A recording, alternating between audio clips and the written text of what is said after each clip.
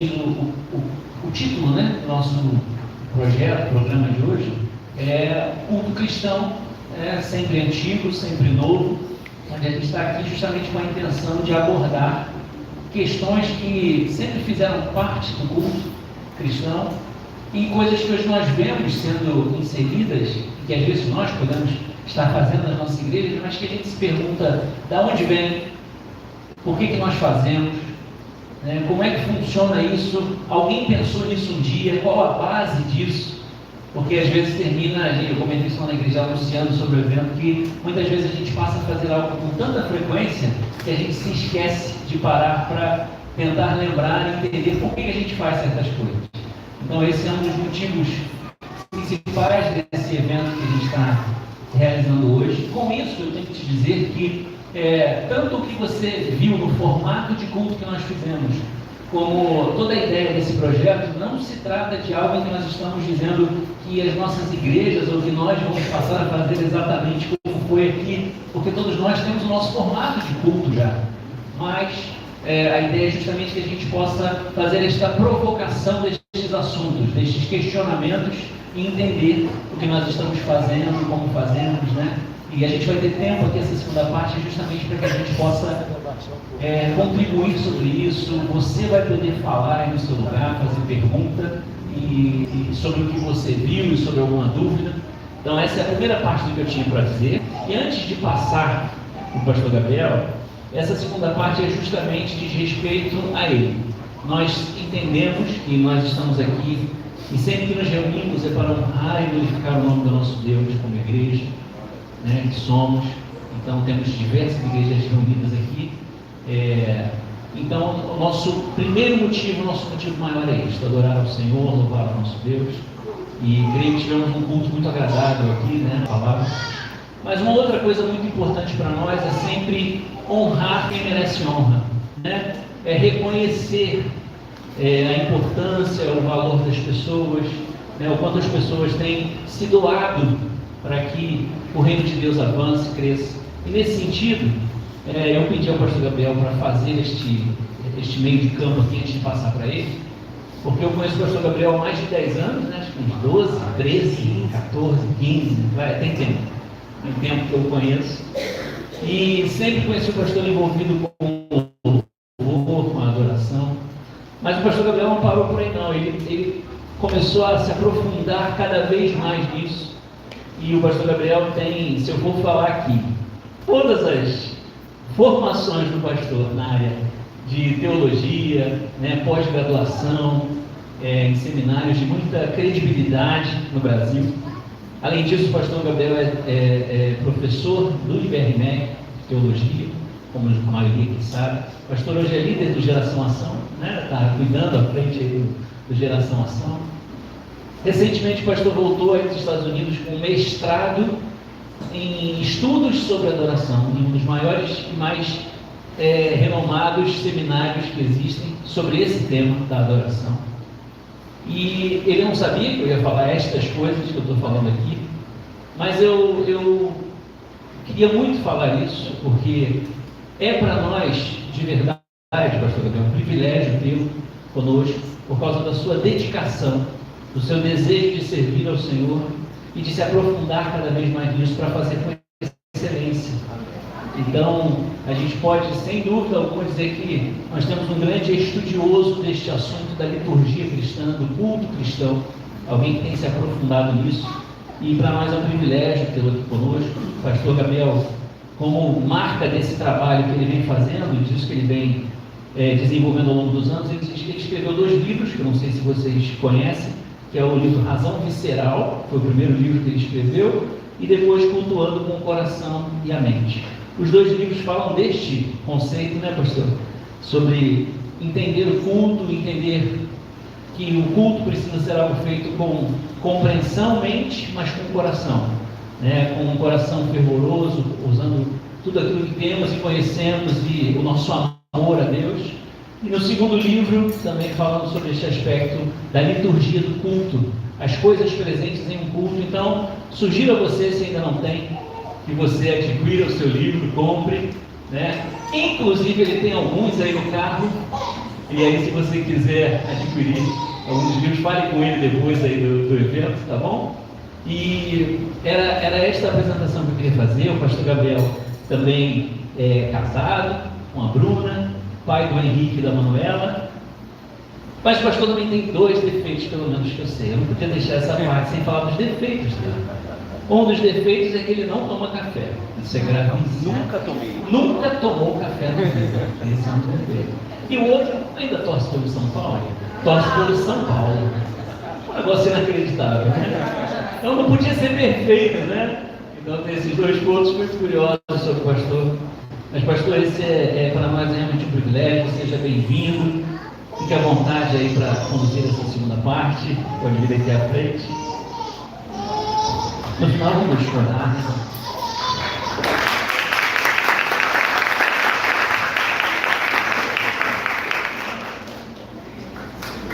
Amém. Em minha defesa, o apóstolo Paulo falou: sejam meus imitadores. Então todo mundo tem que ser São Paulo, né?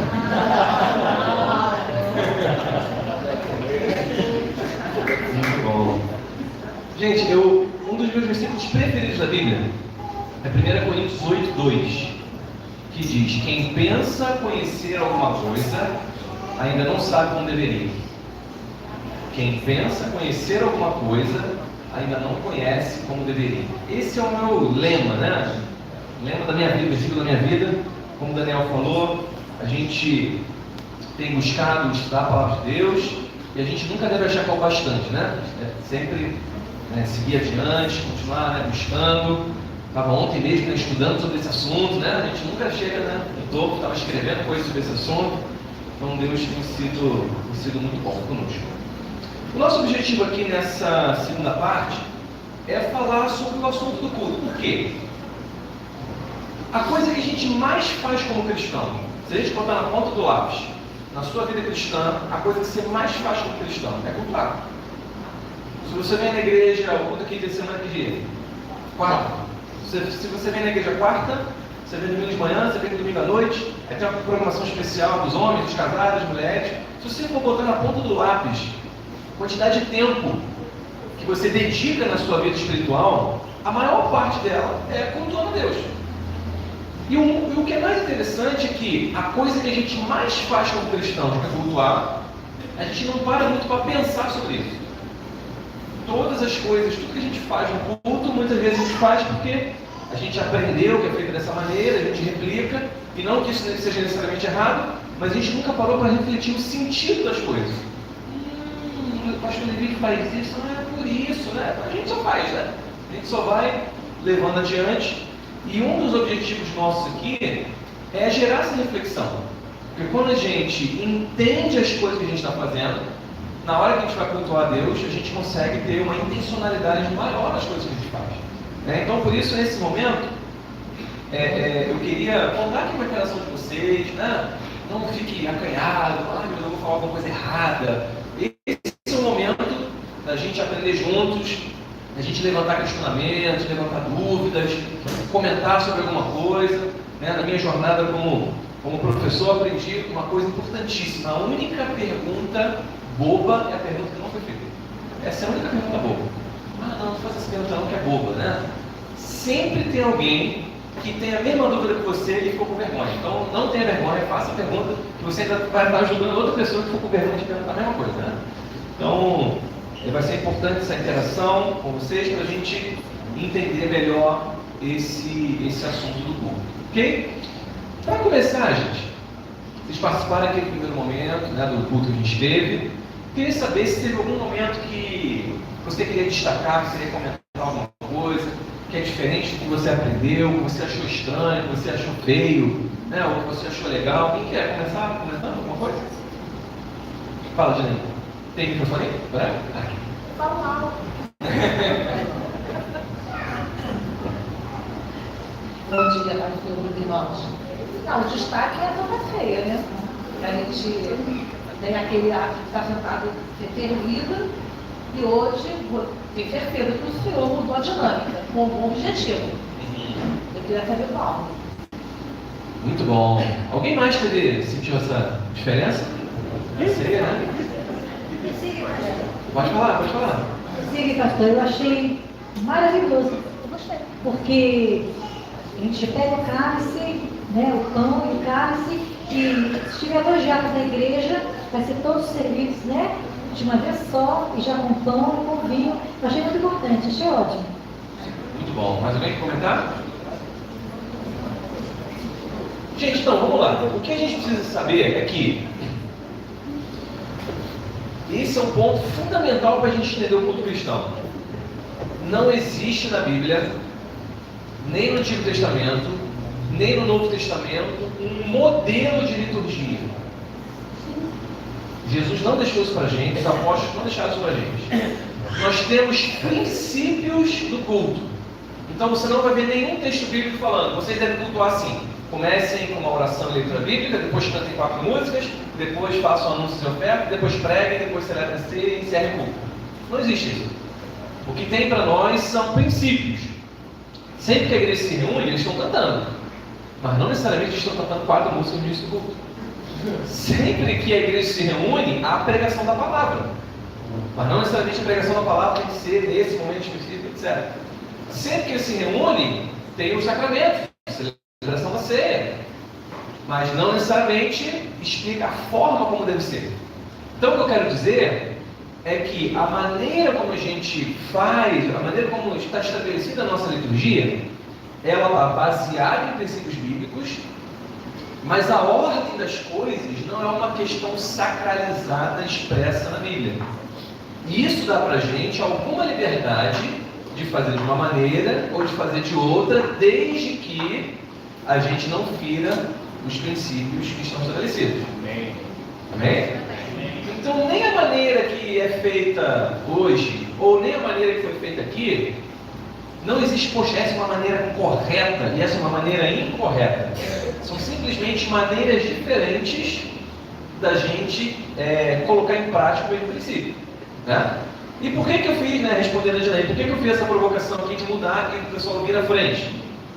Porque talvez, e aí isso não é uma determinação minha, não é uma determinação do Iberbeck da Nova Vida, isso eu fiz questão que o Daniel frisou, vou frisar de novo. Nada que a gente está falando aqui são obrigações que a denominação. Não, a gente está aqui levantando possibilidades e nada aqui é agora uma ordem que a gente precisa fazer. Estamos entendidos nisso? Amém. Amém. Mas essa provocação aqui, da gente mudar esse formato, as pessoas virem em frente, eu acho que talvez nos nossos tempos isso seja relevante para ensinar algo para a igreja. Porque hoje nós estamos em uma geração que adora ser servida. Uma geração que quer tudo na mão. Né? Uma geração que acha que vir à igreja como um clube. Eu pago a minha mensalidade, pago o dízimo e às vezes nem pago, né? Eu pago a minha mensalidade e aí o pastor precisa me dar isso, me dar aquilo, me dar aquilo outro. Como se eu fosse um associado de alguma coisa. Então, não, peraí, eu sou dizimista, então eu preciso, por favor, que os diáconos venham e me sirvam um cálice, um pãozinho, por favor, esquente um pouquinho no forno antes de me dar, para ficar com lanchinho. Não, eu preciso que as tias da escolinha cuidem muito bem da minha criança, ensinem evangelho para ela, porque eu não ensino em casa. Então, como se a igreja fosse um serviço sendo prestado à membresia, que é completamente contrário ao que a gente vê na Bíblia, né? Que na Bíblia a membresia de igreja é algo que eu construo junto com os outros. Eu construo junto com os pastores. Então, não significa que se a gente servir nas cadeiras é algo ruim, vai trazer algo ruim para as pessoas. Mas talvez seja interessante que a gente gere no inconsciente das pessoas que ela não está aqui para ser servida. Ela precisa se levantar, ela precisa caminhar nos corredores, vir até aqui à frente, pegar o pão e o cálice. Ela precisa ter um movimento. Ela precisa de uma ação dela, de se levantar e ir lá pegar os elementos e se aproximar da mesa. Então são coisas que às vezes não são faladas, mas a liturgia tem muito disso. A liturgia são muitas coisas são verbalizadas, mas algumas coisas elas são uma linguagem não verbal. O visual está mostrando para a gente uma coisa. As pessoas dizem amada, amém, mas a cabeça pensando, minhas contas. E aí ela recebeu a rescisão. E é aquela decisão, né? Puxa, o valor maior da rescisão, né? Isso aqui vai me ajudar pelo menos nos próximos meses, né? E ela? E o dízimo? Aí ela, mas é tanto, meu Deus, eu nunca dei tanto dinheiro para a igreja. Eu falei, vamos ser fiéis. e demos o dízimo da rescisão. E aí eu olhei o que restou e falei, meu Deus, isso aqui dá para uns... Se eu apertar, dá para uns 6, 7 meses. Daqui a 7 meses é só com Deus, não sei mais o que a gente vai fazer. Eu sei que você acredita que ela demorou 5 anos para tomar posse no cargo público. E a matemática não explica, a minha planilha de orçamento lá não explica.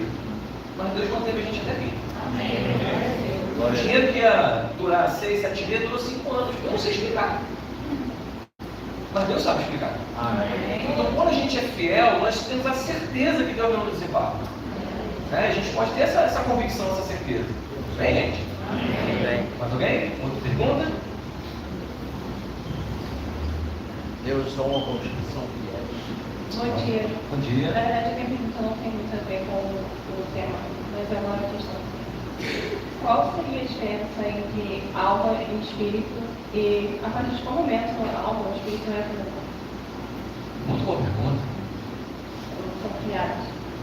Muito boa pergunta. E a resposta é: depende da sua corrente teológica. Né? Porque tem gente que acredita em uma divisão tripla de corpo, alma e espírito. Tem gente que acredita em uma divisão dupla de corpo e aí alma, alma e espírito, como se alma e espírito fossem a mesma coisa. Né? Então, a dicotomia, né, é a tricotomia, que acredita em 3 partes, e a dicotomia, que acredita em 2 partes. Okay? Esse é um assunto secundário da teologia. É possível que você tenha qualquer um dos 2 entendimentos e seja cristão. Você pode ter o entendimento de que são 3 partes e que você pode ter o entendimento de que são 2 partes.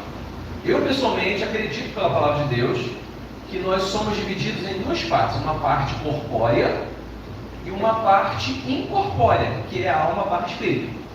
E aí, eu acredito que quando a Bíblia fala de alma e espírito, ela está falando de sinônimos. Ela está falando da parte imaterial do nosso corpo. Ok?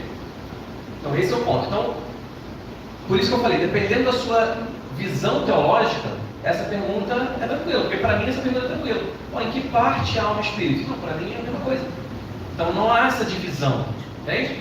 Porque na tricotomia, a divisão é o corpo, a alma seria a sede das emoções e o espírito seria aquela parte que se relaciona com Deus. Só que, a gente não tem tempo aqui de analisar passagem a passagem, nós vemos que a Bíblia se refere à alma em passagens que falam do relacionamento com Deus, que seria, teoricamente, uma tarefa do Espírito. E fala do Espírito passando por emoções, que seria, teoricamente, a função da alma. Então, o salmista fala, não, meu espírito se angustiou. Mas para a tricotomia, o angustiar-se é uma tarefa da alma, não do Espírito. E aí o texto fala, não, a minha alma se alegrou em Deus, meu Salvador. Não, peraí. Esse se alegrar em Deus seria uma tarefa do Espírito. Então, a gente vê que na Bíblia, esses termos eles são utilizados, né, intercambiavelmente, uma palavra bonita, né? Intercambiavelmente, porque eles representam a mesma coisa. A nossa parte física, corpo, e a nossa parte não física, que é a alma barra espírito. Ok? Então é a parte que nós expressamos nossas emoções e também nos relacionamos com Deus. Ok? Então a diferença é só essa. Nós entendemos que a parte imaterial é a mesma coisa, ou então tem uma divisão de função, vamos dizer assim. Ok? Durante o louvor, a gente tem, lá em Jardim América, eu sei que Jardim Primavera também, em muitas igrejas, a gente tem um período que a gente normalmente faz cânticos, né, espirituais, a gente fala daquilo que está no nosso coração, nos alegra. Queria que você falasse um pouquinho sobre isso, né, como é que a gente entende esse momento, de onde vem, qual é o porquê, né? Muito bom.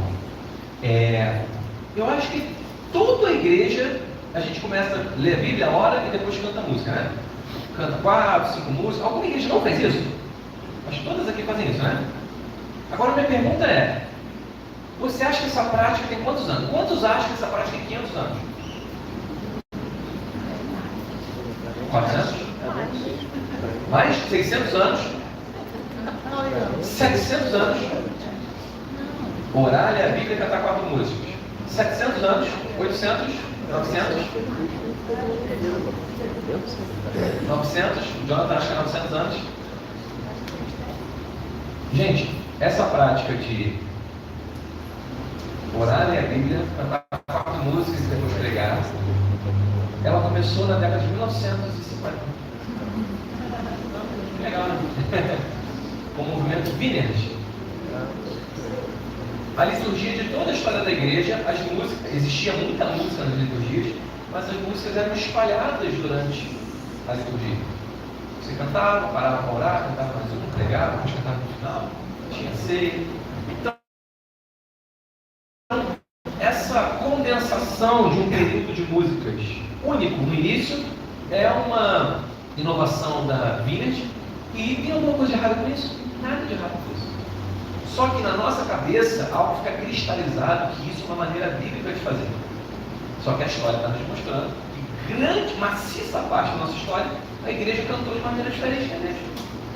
E está tudo bem. Então, o que talvez seja importante de pensar, não é a gente demonizar a prática do culto, mas a gente não deve se apegar e idolatrá-las. Né? Se a gente não cantar 4 músicas, uma atrás da outra, não tem que ser dessa maneira. Né? Vocês viram aqui que o Daniel começou a cantar, o Daniel orou, a gente cantou a música. Aí depois ele foi ler a Bíblia. Aí depois a gente cantou outra música. Aí depois ele parou para orar, uma oração de confissão de pecado. Depois ele cantou outra música. E essa construção, ela foi intencional para mostrar isso para a gente. Que não existe nada sacralizado, engessado. Que não, a gente precisa fazer isso, porque essa é uma prática relativamente muito recente na história da igreja. Então, sim, a música é um princípio do culto, mas a maneira como ela é expressa no culto pode variar. Né? Também tem o agir do Espírito Santo, né, pastor? Sim. Porque às vezes, logo no princípio, as primeiras perguntas que o pastor respondeu a respeito disso, prepara, o pastor vai pregar e prepara o louvor. Mas muitas vezes, no meio da pregação, o Espírito Santo diz: você não vai pregar sobre isso, vai pregar sobre isso. Diz para a pessoa que está pregando: para agora e louva a Deus este louvor. Então o Espírito Santo tem um comando muito grande nisso aí. Né? Então a liturgia do culto, regrada normalmente, mas eu creio que em muitos momentos, aquele que está ministrando o louvor, aquele que está pregando, ele sofre o calor do Espírito Santo, no momento que o Espírito Santo faz tudo totalmente diferente do que a gente imagina. Sim. E uma coisa que eu aprendi é que quando a gente tem uma estrutura e a gente tem um preparo prévio, essa é um terreno mais frutífero para o Espírito Santo agir. Porque a gente pensa que não, tem que dar abertura para o Espírito, como se a gente tivesse que tirar toda a liturgia para o Espírito agir. Mas na verdade, quando a gente tem a estrutura, isso facilita a ação do Espírito Santo. Tá? Porque o Espírito Santo, eu estou completamente de acordo. Nós podemos ter uma inclinação no momento ali, do Espírito mover, a gente cantar uma música que não tinha pensado, da pregação, né, caminhar para o outro lado. Os pregadores aqui sabem, né? De repente a pregação caminha para um lado, né? Que não é 100% que você escreveu. Mas o Espírito Santo trabalha também na preparação. Quando eu estou preparando, quando eu estou lá em casa, no quarto, no computador, preparando, o Espírito Santo está agindo lá. O Espírito Santo está agindo na escolha das músicas. Então, quando nós temos uma estrutura, nós damos ainda mais abertura para o Espírito Santo agir no nosso meio do que se tivesse tudo solto, né? Tudo desordenado. Então há um momento em que essas duas coisas elas não se excluem, né? A irmã que contou muito bem. Nós abordarmos a questão da liturgia não significa engessar e colocar uma camisa. Mas eu entendo que quando a gente chega bem estruturado para o culto, aí nós damos ainda mais espaço para o Espírito Santo agir. Porque, para você lembrar, o capítulo que fala sobre os dons espirituais do culto, né, Coríntios 14, que Paulo fala sobre falar em língua do culto, sobre profetizar no culto, como é que ele termina esse capítulo? Porém, tudo seja feito com decência e honra. O capítulo do fogo, o capítulo dos dons espirituais, da profecia no culto, Paulo termina com decência e honra. Porque ele entendeu que essa ordem, decência, a estrutura da liturgia é a base perfeita para a ação do Espírito Santo. Então, deixar o Espírito Santo agir não significa, vamos abandonar tudo, abandonar toda a liturgia e vamos deixar o Espírito agir. Não, pelo contrário. Nós vamos chegar estruturados, tendo a convicção de que o Espírito Santo pode nos mover. Essas duas coisas não se excluem, elas caminham juntas. Amém? Bem. Pastor, só complementando a pergunta que o Daniel fez, acho que foi bem nesse sentido, sobre o momento que a gente faz também na Língua Gemec, em Primavera também, de no final, quando está finalizando o louvor ali, dá um momento que a gente para de cantar exatamente aquela letra e convida a igreja a expressar com suas próprias palavras. Se pudesse comentar um pouco sobre isso. E elas estavam falando aqui também sobre a questão do credo, né, que a gente fez. A Lúcia estava com uma dúvida. Eu já entendi. Mas eu sei que eu estou em relação para a própria igreja nossa na Teresia, que ela tem algumas dúvidas a respeito do credo, porque a igreja católica. Aí é só que para o senhor melhorar esse entendimento da igreja em relação ao Perfeito. Então, eu acho que essa questão do final da música, do final do período de música, tem um pouco a ver com a pergunta anterior, que talvez o momento propício para a gente, né, deixar essa liberdade seja o momento dos cânticos, né? Em que a gente cante não só canções com letras já programadas, mas talvez canções que fluam do seu coração, né? A gente não precisa só replicar coisas que outras pessoas já compuseram, mas talvez você tenha um cântico que flui do seu coração, então é um momento de orar por pessoas, né? Então o momento das músicas, de novo, a Bíblia não prescreve. Você só deve tratar músicas que já foram gravadas por alguém e que tem uma cifra ali na frente do tecladista, né? Em algum momento nós temos uma palavra de Deus, né? Cantem salmos, hinos e cânticos espirituais, né?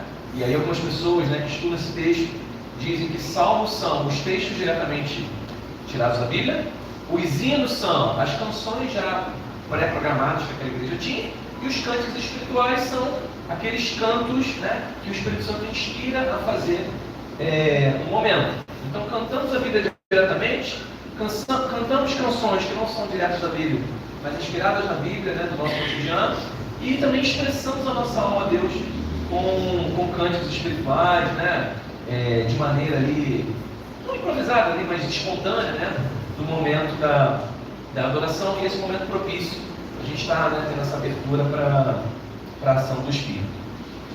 Sobre o credo, eu sei que é uma questão muito polêmica, porque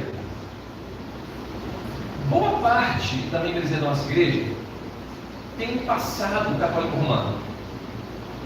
E tudo o que tem um cheirinho de igreja católica, a gente fica armado, né? O pastor Roberto Azenha, lá da freguesia, fala uma frase, né, uma filosofia de vida. Cachorro mordido por cobra tem medo até de linguiça, né?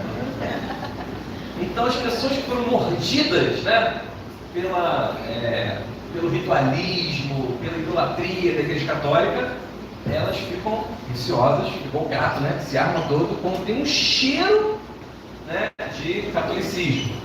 E aí o que a gente precisa entender é que, se nós não olharmos para a nossa história, a gente vai repetir erros do nosso passado. A grande função da gente estudar a nossa história, da gente saber o nosso passado, é a gente não repetir os erros do passado. Então a gente olha para a história do nosso país, para a gente não repetir os erros que outros políticos e governantes cometeram no passado. A gente olha para a nossa família, olha para a história da nossa família, para a gente não repetir os erros que a nossa família cometeu no passado. E a gente olha para a história da igreja para não repetir os erros que a igreja cometeu no passado. Então, ao olhar para a história da igreja, a gente se surpreende ao ver que o credo apostólico, apesar de estar no imaginário social das pessoas, de ser uma reza católica, ela era uma confissão de fé cristã que é anterior à igreja católica. Eu vou precisar falar de história só um pouquinho, tá? Você me dá essa... Seja benevolente comigo, né? Só um pouquinho. A igreja católica institucional romana, ela surge ali com o imperador Constantino Teodósio, século III, IV, se não me engano. Só que antes disso, nós temos alguns séculos de igreja cristã acontecendo, uma igreja cristã que está sendo perseguida, uma igreja cristã que não é reconhecida, uma igreja cristã que se reúne escondida dos outros, porque o império, né, ia atrás e matava os cristãos. Em determinado momento, a igreja se torna a religião oficial do Estado. E aí, quando a igreja se institucionaliza, aí começam os problemas todos.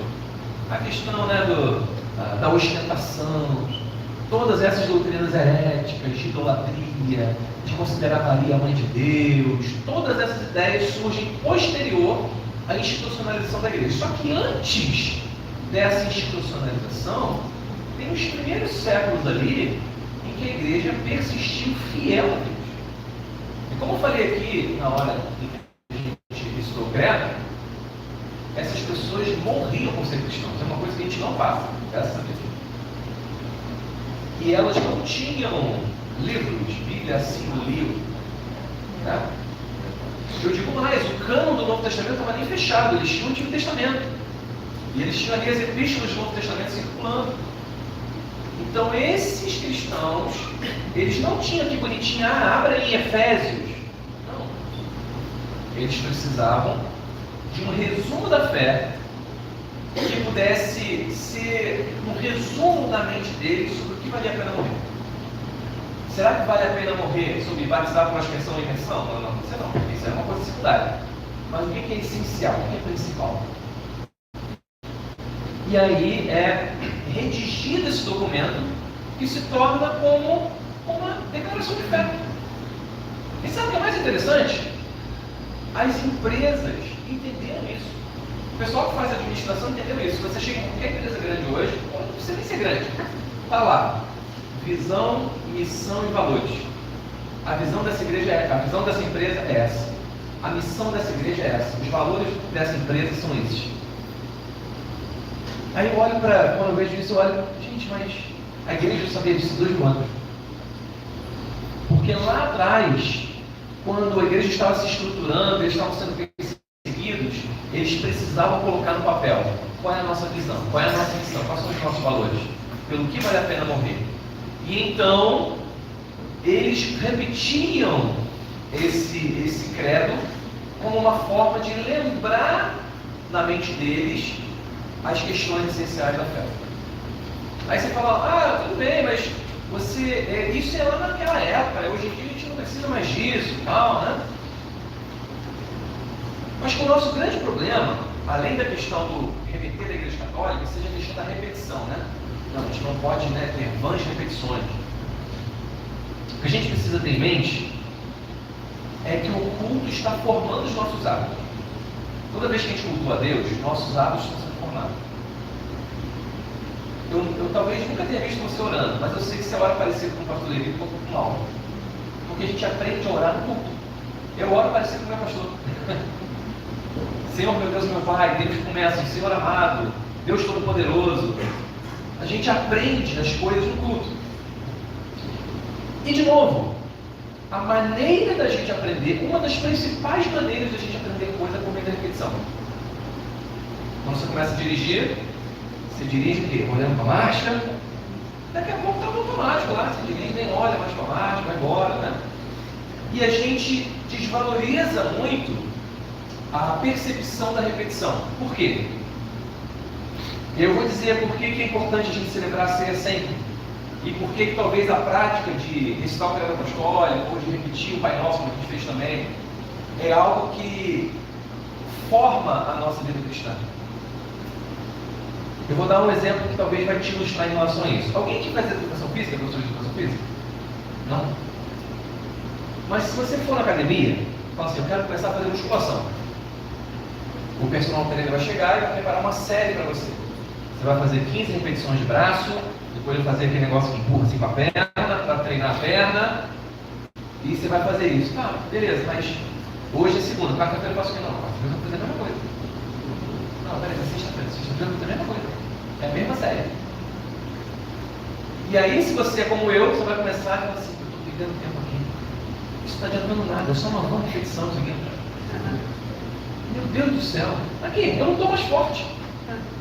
Não, vou desistir, não, vou parar com isso. O negócio de repetição não presta, não. Mas, se eu for uma pessoa inteligente, eu vou persistir, mesmo achando que aquilo ali não vai dar nada. Daria 6 meses, eu começo a ver. Acho que eu estou mais forte um pouquinho, né?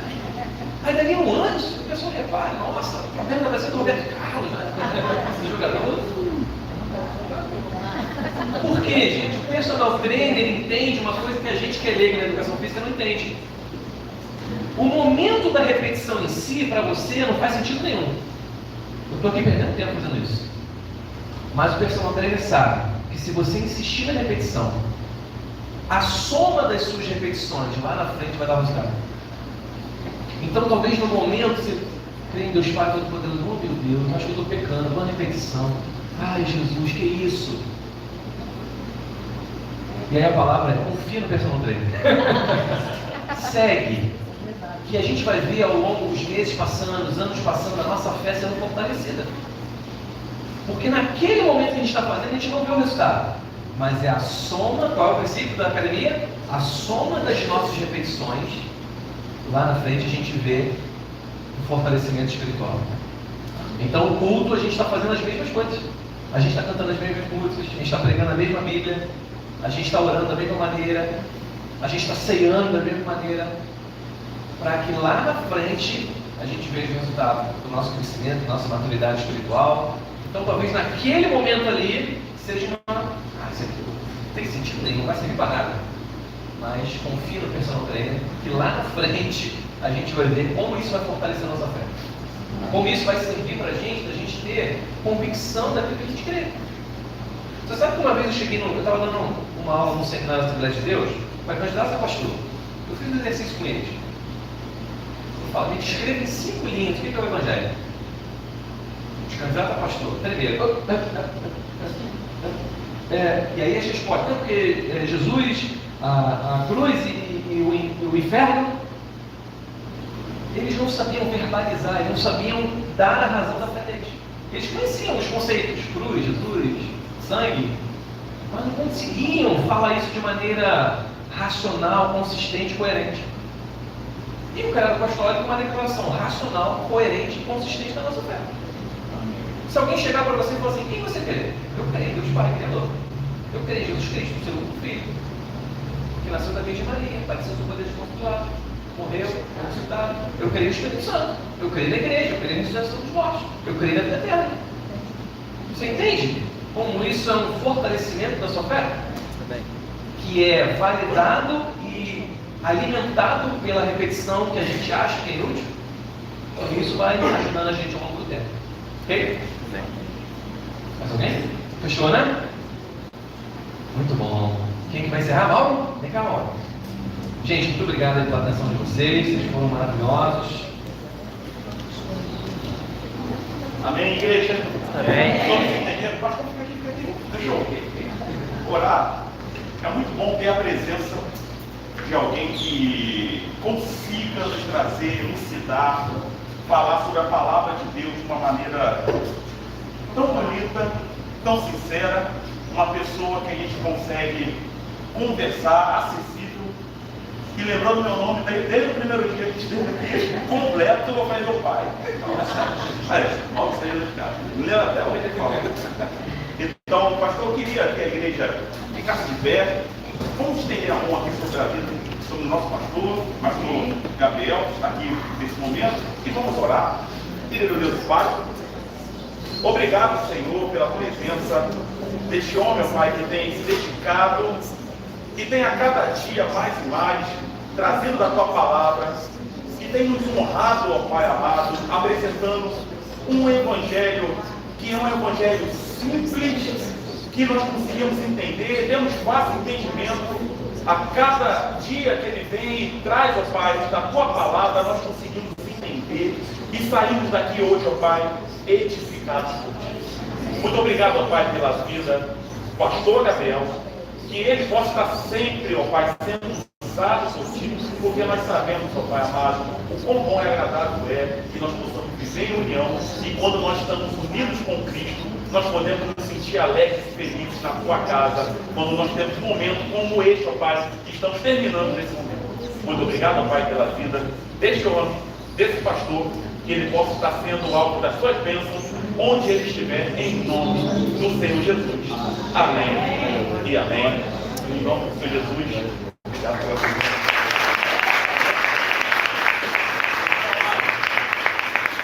Nós temos que agradecer a Deus, estamos terminando, passamos um pouquinho do tempo, porque quando vem as perguntas, tem as dúvidas, e claro que não podemos sair daqui com dúvidas. Creio que todos aqui estão cientes de tudo aquilo que foi feito aqui, as respostas que foi dada foram respostas que nós conseguimos entender de uma forma por completo. Amém? Amém. Alguma dúvida? E não agora temos dívida. Amém? E só esse lado aqui perguntou, né? O lado aqui ninguém quis perguntar nada. Tá vendo? Sempre novo, sempre antigo, né? Então, acho que o pessoal separou bem aqui, né? Amém? Mas vamos orar nesse momento para que nós possamos nos despedir em nome do Senhor Jesus. Pai amado, obrigado, Senhor, por mais essa oportunidade que tivemos aqui na casa do nosso Deus Pai Todo-Poderoso.